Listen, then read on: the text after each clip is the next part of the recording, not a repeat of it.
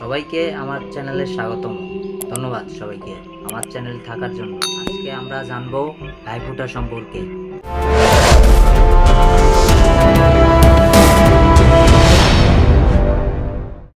ভাইদুজ, ভাইটিকা, ভাইদুজ, তারপরে ভাই ঘন্টা বা ভাই দ্বিতীয়া, যাকে আমাদের বাংলায় বলে ভাইফোঁটা, হলো হিন্দুদের দ্বারা পালিত একটি উৎসব যা কার্তিক শুক্লপক্ষের দ্বিতীয় দিনে পালিত হয়। হিন্দু ধর্মের একটি চিরন্তন সম্প্রীতির উৎসব। এই উৎসবের নাম ভাতৃদ্বিতীয়া, যা ভাই বোনের সম্পর্ককে অটুট রাখার জন্য পালন করা হয় বা ভাই বোনের সম্পর্ককে নির্দেশ করার জন্য মূলত এই ভাইফোঁটা উৎসবটি পালন করা হয়। একটি ভাই এবং একটি বোনের মধ্যে যে পারস্পরিক সম্পর্ক, ভালোবাসা, তা মূলত ভাইফোঁটাকে নির্দেশ করে। তো আমরা চলুন জানি যে ভাইফোঁটা বিভিন্ন নিয়ম এবং ভাইফোঁটা কেন পালন করা হয়। চলুন জেনে ফেলি। ভাইফোঁটার দিনে বিভিন্ন স্থানে বিভিন্ন নিয়ম রয়েছে, কিন্তু প্রধান যে নিয়মগুলো আছে তা জেনে নিন। ভাইফোঁটাতে সাধারণত বোনেরা একটি দীর্ঘ সময় উপোস করে বা না খেয়ে থাকে। তারপর ফোঁটা দেওয়ার জন্য বিভিন্ন উপকরণ জোগাড়। এই উপকরণগুলোর মধ্যে হলো ভোরের শিশির, অর্থাৎ বোনেরা ভোর সকালে উঠে ভোরের যে শিশির থাকে, অর্থাৎ আকাশ থেকে যে শিশিরগুলো পড়ে শীতের সময় কার্তিক মাসে, তখন এই শিশিরগুলো সবাই সংগ্রহ করে বিভিন্ন উপায়ে। সেই শিশির সমূহ একটি উপকরণ। সাথে লাগে চন্দন বাটা বা দই। বিশেষ করে বিভিন্ন জায়গায় দই দিয়ে ফোঁটা দেওয়া হয় কিংবা চন্দন বাটা দিয়ে, তাই চন্দন বা দই লাগে।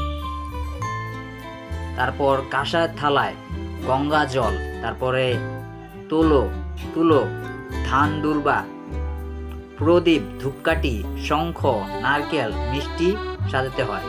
তারপর মিষ্টির ক্ষেত্রে আলাদা পাত্রে 5 কি 7 প্রকার মূলত মিষ্টি সাজাতে হয়। তারপর বিভিন্ন তরকারি, লুচি ইত্যাদি যা ভাই পছন্দ করে তা বোনরা সাজায়। তারপর শুদ্ধ পোশাকে স্নান শেষে পূর্ব দিকে মুখ করে আসনে বসে ভাইফোঁটার অনুষ্ঠানটি সম্পন্ন করে বোনেরা। বোন 3 বার ভাইয়ের কপালে ফোঁটা দেয় এবং এই মন্ত্রটি উচ্চারণ করে, তা হলো: ভাইয়ের কপালে দিলাম ফোঁটা, যমের দুয়ারে পড়লো কাটা, আমি দে আমার ভাইকে ফোঁটা, যমুনা দে তার ভাই যমকে ফোঁটা। তারপর যমুনার হাতে ফোঁটা পেয়ে যম হয় অমর, আমার হাতে ফোঁটা পেয়ে আমার ভাই হোক অমর। এই কামনা করে ভাইফোঁটা সম্পন্ন হয়। তারপর এই সময় শঙ্খ এবং নারীরা উলুধ্বনি দিয়ে তা সম্পন্ন করে।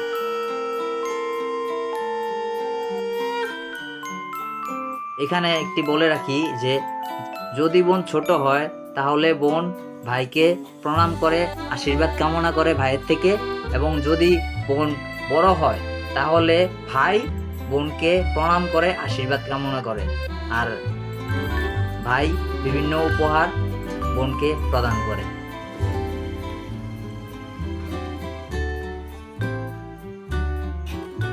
মহারাষ্ট্রে মেয়েদের ভাইফোঁটা পালন করা বাধ্যতামূলক। এবার যদি ভাই না থাকে তাহলে চন্দ্রদেব বা চাঁদকে ভাই হিসেবে মেনে অনুষ্ঠান পালন করতে হয়। মহারাষ্ট্রে এই সময় বিশেষ খাবার শিখণ্ডী পুরি বা বাসন্তী পুরি নামে বিশেষ খাবার তৈরি করা হয়। ভাইফোঁটার কারণ হিসেবে বিভিন্ন পৌরাণিক কাহিনী সমূহ আছে। এর মধ্যে 3টি কাহিনী আমি আপনাদেরকে বলি। প্রথম কাহিনী হচ্ছে, সূর্যদেব ও তার পত্নী সংজ্ঞার যমুনা নামে কন্যা এবং যম নামে পুত্র সন্তান ছিল।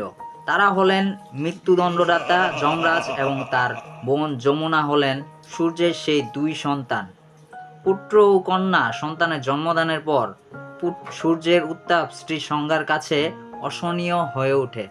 তিনি কাউকে কিছু না জানিয়ে নিজের প্রতিলিপি ছায়াকে দেবলোকে রেখে মর্তে প্রত্যাবর্তন করেন। সংজ্ঞার প্রতিরূপ হওয়ায় কেউ ছায়াকে চিনতে পারে না। বিমাতা ছায়া কালক্রমে যমুনা ও যমের প্রতি দুর্ব্যবহার করতে থাকেন, কিন্তু ছায়ার মোহে সূর্যদেব কোনো প্রতিবাদ না করায় অত্যাচারের মাত্রা দিনের পর দিন বাড়তেই থাকে। এভাবেই যখন যমুনার বিবাহ সম্পন্ন হয় তখন যমুনা তার শ্বশুরবাড়িতে অবস্থান করেন এবং ভাই বোনের দীর্ঘকাল দেখা না হওয়ায় বোন যমুনার খুব ইচ্ছে হয় ভাই যমকে দেখার।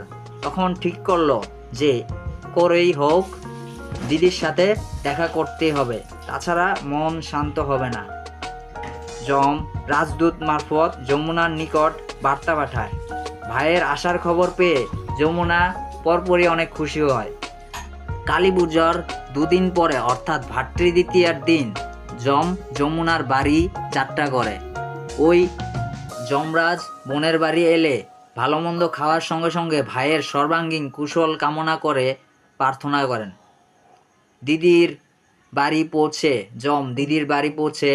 যম দিদির আতিথ্যে মুগ্ধ হয়।